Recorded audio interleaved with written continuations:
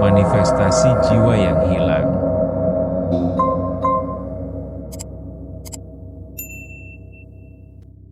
Pagi harinya, gudang sinergi abadi kembali beroperasi seperti biasa.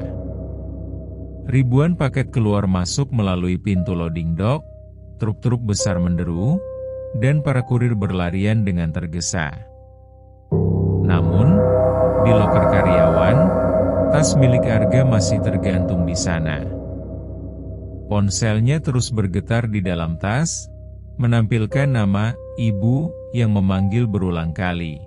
Sebuah hal yang mustahil karena Arga pernah bilang ibunya sudah meninggal. Dian, seorang admin senior yang bertugas memantau manifest barang, menyadari ada kejanggalan pada data jam masuk keluar. Arga tercatat masuk pada pukul 22, namun tidak pernah melakukan clock out. Saat ia memeriksa CCTV lorong B, layar hanya menampilkan noise statis yang tebal tepat setelah pukul 1 pagi. Dian bukan orang baru di gudang ini, tapi ia selalu tahu ada aturan tak tertulis. Jangan tanya soal barang yang labelnya berwarna hitam. Rasa setianya pada sesama pekerja membuatnya nekat meretas sistem pusat logistik menggunakan akun administrator milik Pak Basuki yang ia curi kodenya kemarin lusa. Ia menemukan sebuah folder terenkripsi berjudul Log File. Di dalamnya, tidak ada daftar barang elektronik atau kebutuhan pokok. Isinya adalah daftar nama manusia, lengkap dengan golongan darah, trauma terbesar mereka, dan tanggal kedaluarsa jiwa mereka. Arga, masuk daftar hari ini? Bisik Dian, tangannya gemetar di atas keyboard.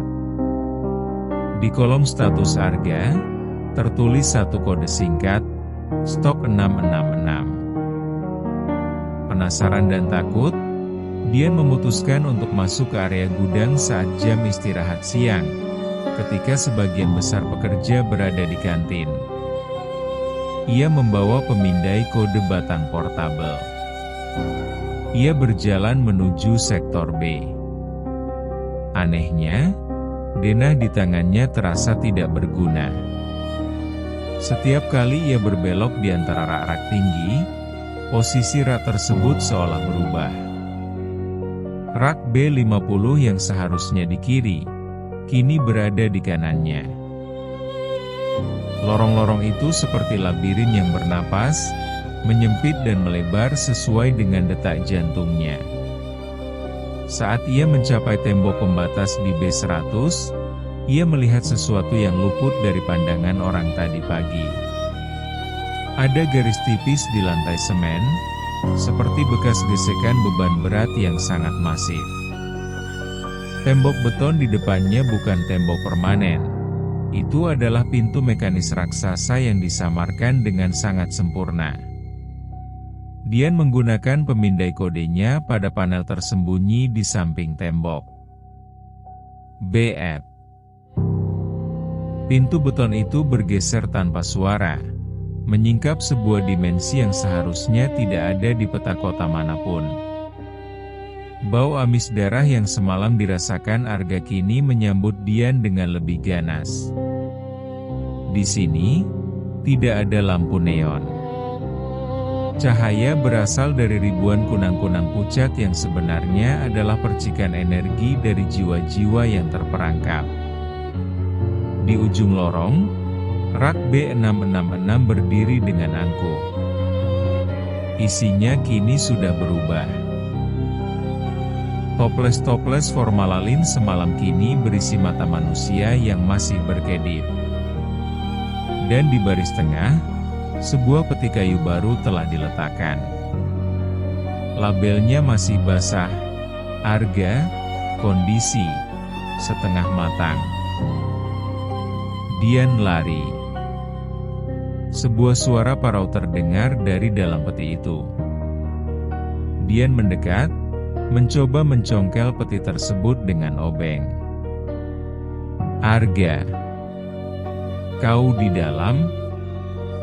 Apa yang mereka lakukan padamu?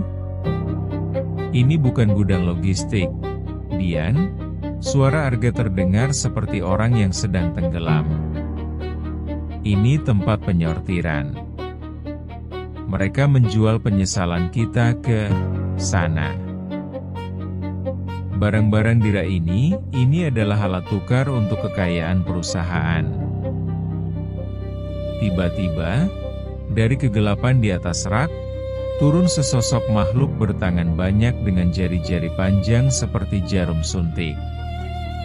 Makhluk itu mengenakan seragam gudang yang sudah robek-robek, namun di dadanya tersemat name tag, Supervisor. Barang yang sudah masuk manifest, tidak boleh dibatalkan, makhluk itu mendesis.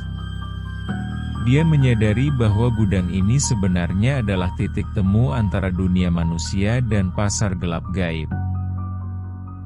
Perusahaan Sinergi Abadi mendapatkan kontrak kekayaan luar biasa dengan syarat mereka harus menyuplai logistik berupa emosi manusia yang murni, terutama rasa takut dan putus asa. Pak Basuki muncul dari balik bayangan. Kali ini ia memegang sebuah palu lelang kayu.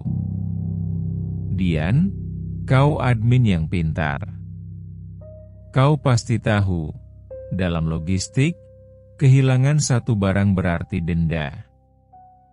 Tapi mendapatkan barang tambahan adalah bonus. Pak Basuki mengetukkan palunya ke rak B666. Seketika, barang-barang di rak itu mulai bergetar. Sepatu anak-anak yang berlumpur mulai berjalan sendiri, mengelilingi Dian. Arga adalah stok utama untuk pengiriman malam Jumat Kliwon. Dan kau, Dian, kau akan menjadi pembungkusnya. Kulitmu akan sangat bagus untuk melapisi paket-paket eksklusif kami. Dian mencoba berlari kembali ke pintu beton, namun pintu itu telah tertutup. Ia melihat ke arah pemindai kodenya. Layar pemindai itu kini menampilkan instruksi baru. Mohon siapkan diri untuk dikemas. Di luar, di area gudang yang terang, para pekerja mendengar suara mesin pengemas otomatis, wrapping machine, bekerja lebih keras dari biasanya di balik tembok sektor B. Namun mereka hanya diam, memakai air move mereka, dan terus bekerja. Karena mereka tahu, siapapun yang berhenti dan mendengarkan, akan menjadi manifest berikutnya. Peti Arga mulai dilapisi plastik bening yang sangat erat, sementara Dian ditarik ke atas rak oleh sang supervisor, siap untuk diproses. Di papan tulis jadwal pengiriman, Pak Basuki menuliskan satu catatan kecil, pengiriman B666, lengkap. Dian kini tahu bahwa Sinergi Abadi bukan sekadar perusahaan logistik biasa. Ini adalah pasar gelap tempat nyawa manusia ditimbang dan dijual. Namun, apakah harga benar-benar sudah matang untuk dikirim ke neraka? Dan siapa sebenarnya sosok pemilik yang mengendalikan semua kegilaan ini? Ketegangan memuncak. Jika kalian merinding membayangkan kulit Dian dijadikan bungkus paket, berikan like pada video ini sebagai bentuk dukungan untuk mereka. Pastikan kalian sudah subscribe channel Dunia Bantal, karena di babak final nanti, kita akan melihat upaya terakhir mereka menghancurkan rak B666. Tetaplah di sini, babak penentuan segera hadir.